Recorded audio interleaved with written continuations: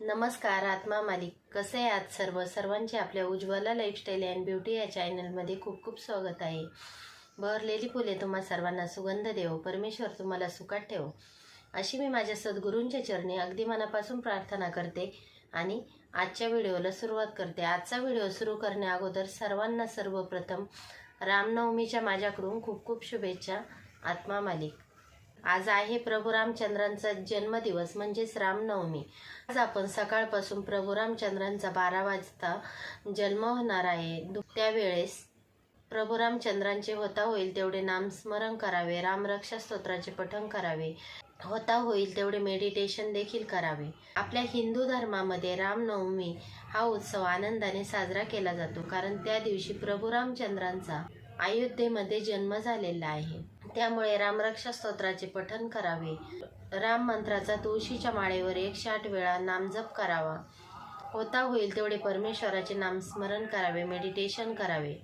जर तुमच्याकडे प्रभू रामचंद्रांची मूर्ती असेल तर मूर्तीवर पंचामृताने स्नान आज घालावे. आणि सगळ्यात महत्त्वाचे म्हणजे आज चाफ्याच्या फुलाचा हार प्रभू रामचंद्रांना जर अर्पण केला तर खूपच चांगले आहे. आणि सुंठवड्याचा नैवेद्य प्रभू रामचंद्रांना अवश्य दाखवावा आणि घरात काहीतरी गोड नैवेद्य करून आज प्रभू रामचंद्रांना अर्पण करावा. प्रभू रामचंद्रांनी खूप वनवास भोगलेला आहे. प्रभू रामचंद्रांची सकाळी संध्याकाळी आरती करावी.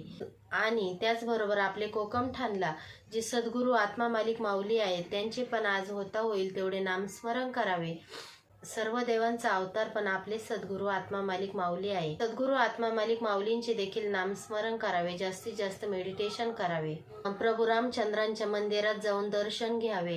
राम, लक्ष्मण, सीता आणि हनुमानचे सुद्धा आज दर्शन घेतले पाहिजे.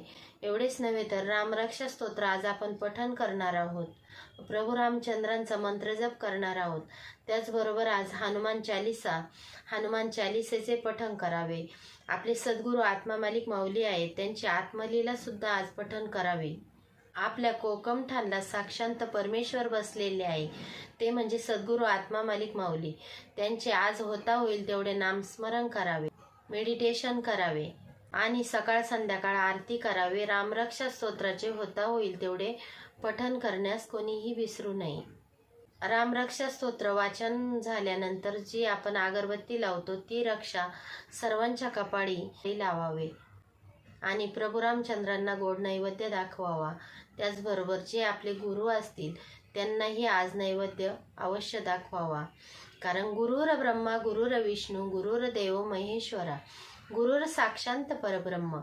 गुरु हा साक्षात परब्रह्म आहे.